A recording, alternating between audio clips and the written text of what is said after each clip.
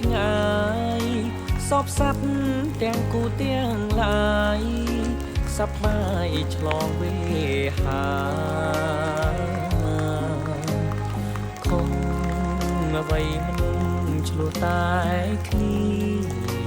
ចងកម្មចងពីវេរីចិនដា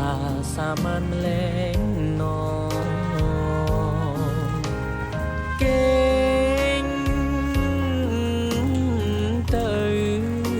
គេងទៅបើប្រលឹងជាតិនឹង